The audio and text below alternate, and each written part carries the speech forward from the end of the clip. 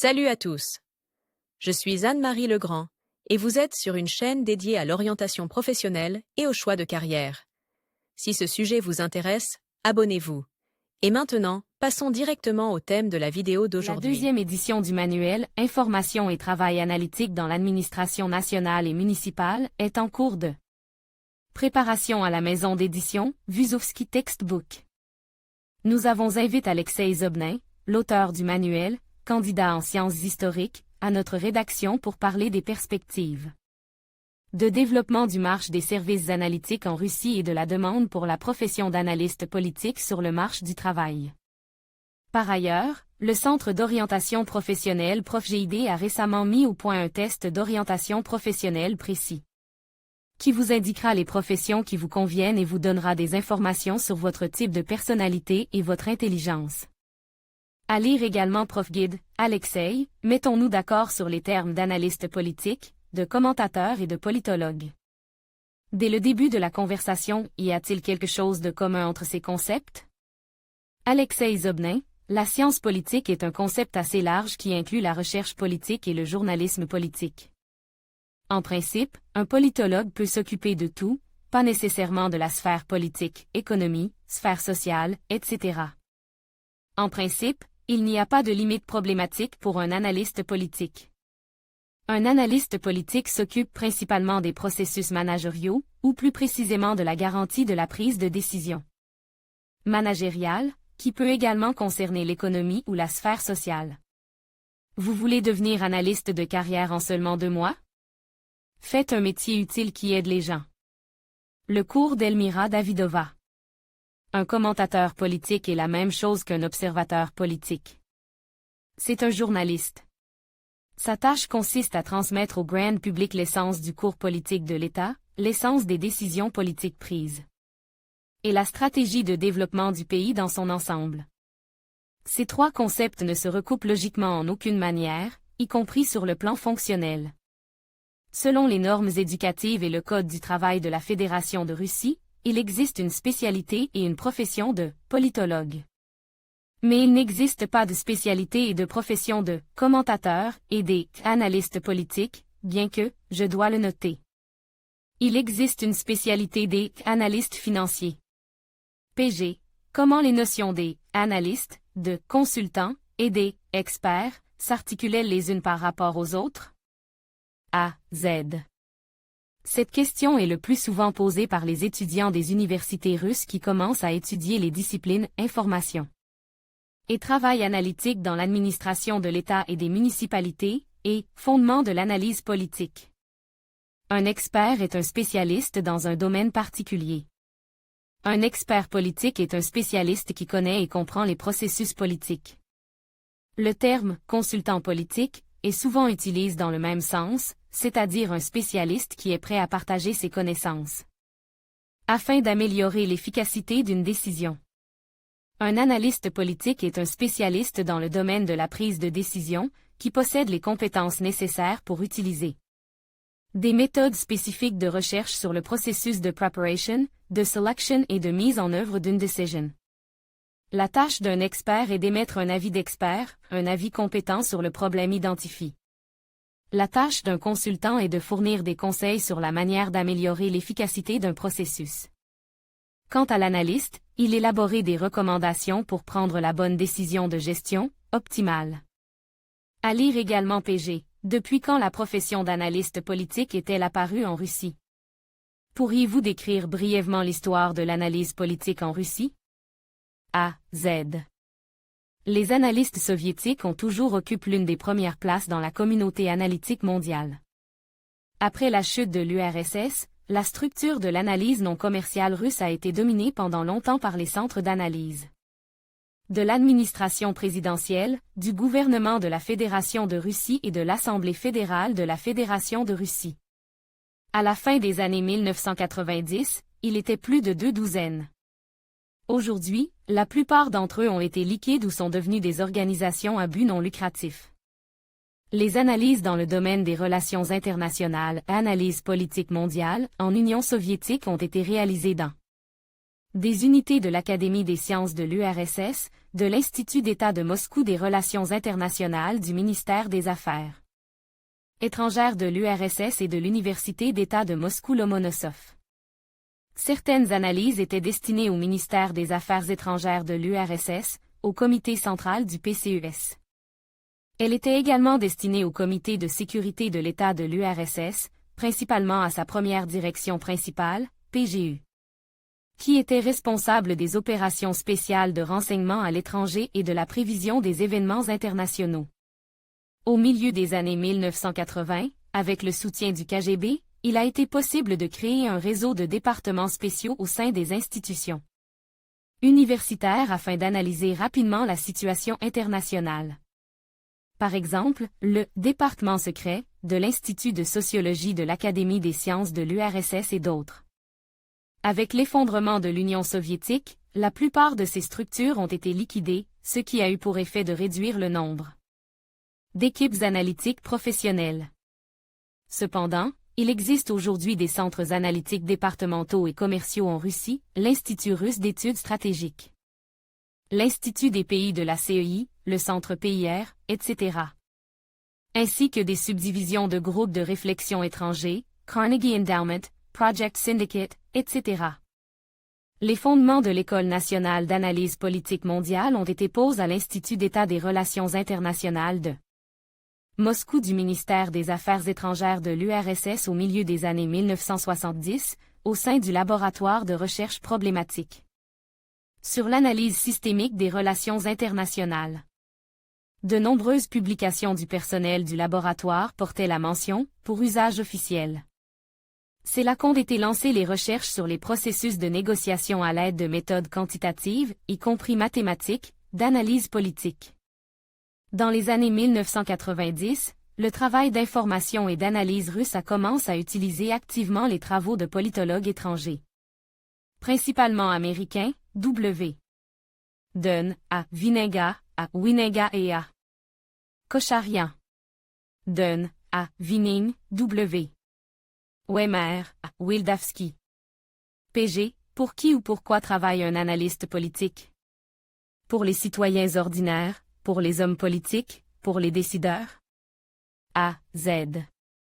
Le but de l'activité d'un analyste politique reste, avant tout, la préparation d'une décision managériale compétente pour les managers et les décideurs. Ces décisions peuvent être d'une grande importance sociale et avoir un impact direct ou indirect sur les citoyens. Il convient toutefois de noter que le citoyen moyen ne ressent généralement pas les résultats du travail des analystes politiques, qui restent dans l'ombre des dirigeants de l'État et des municipalités. À lire également PG.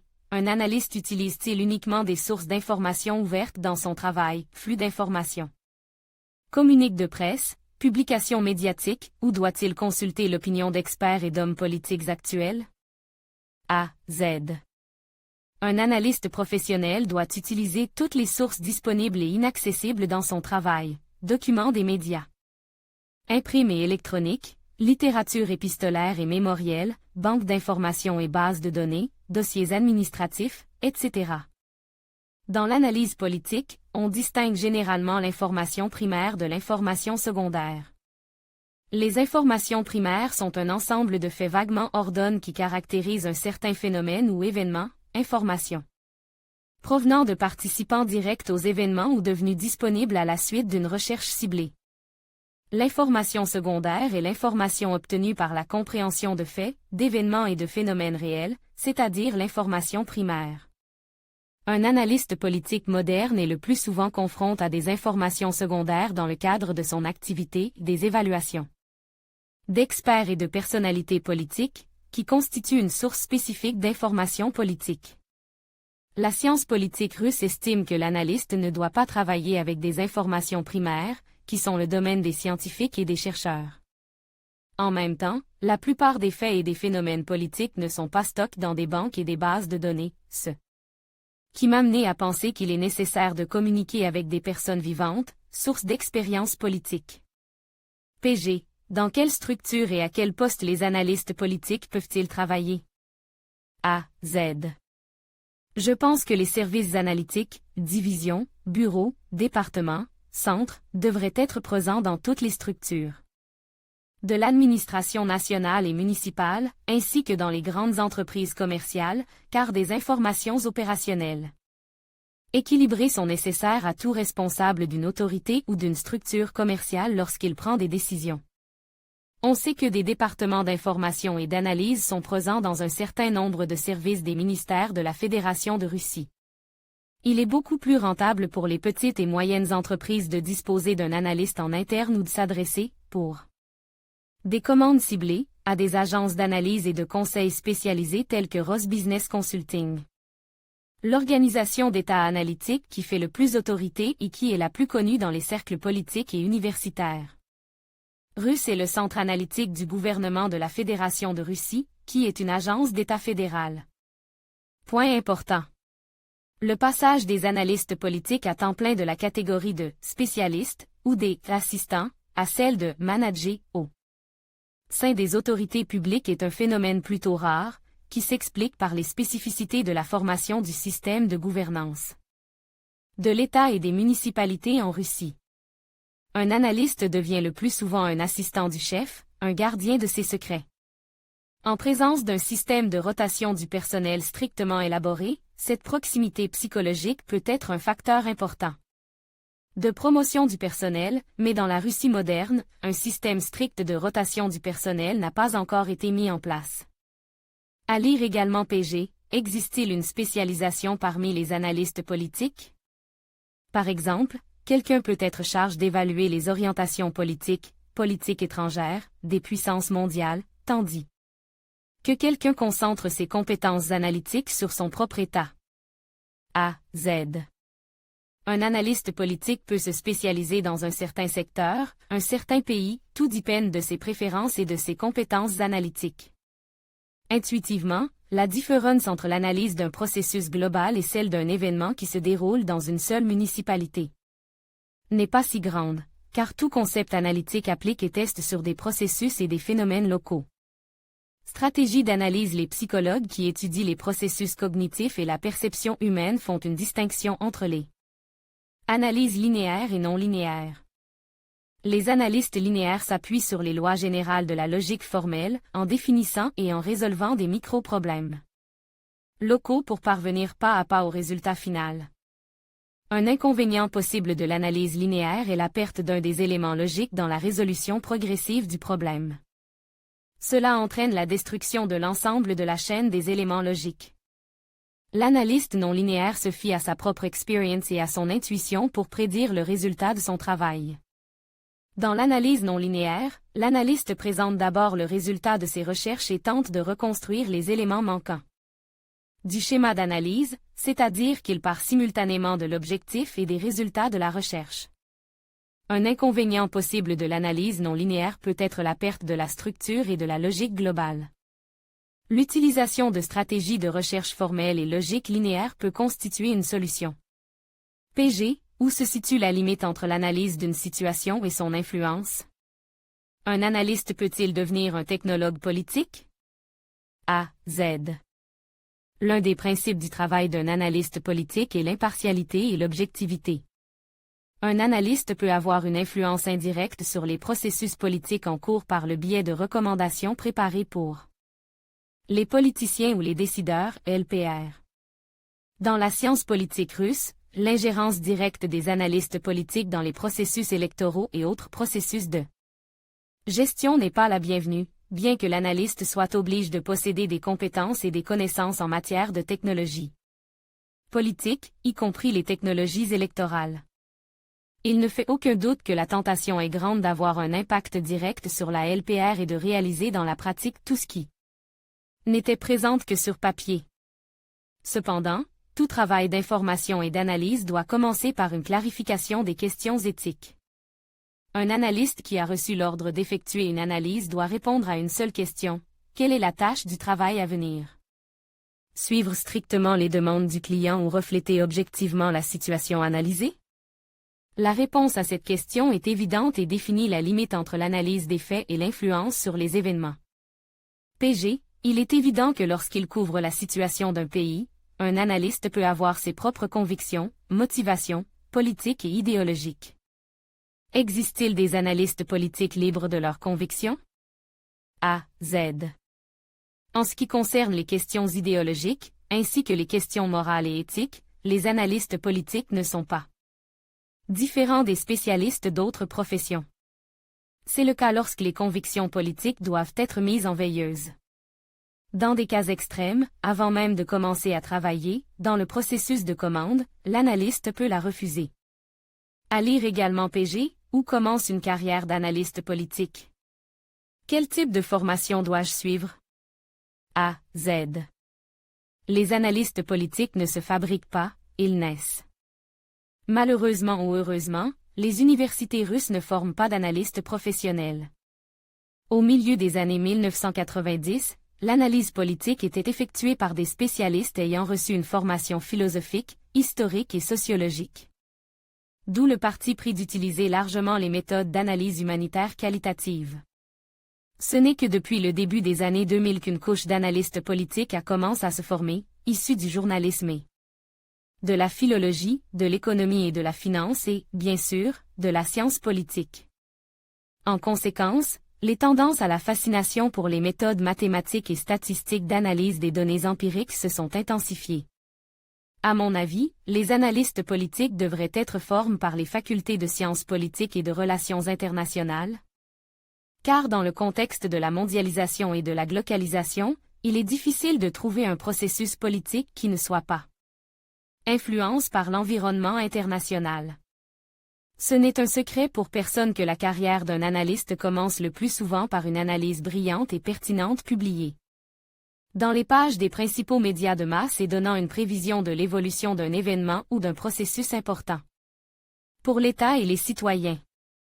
Ce n'est pas un hasard si de nombreux analystes politiques, inconnus avant 2008 à 2009, ont gagné en popularité après la publication de notes analytiques percutantes sur l'évolution de la crise financière et économique mondiale, qui a englouti les pays du monde entier au cours des 2 ou 3 dernières années.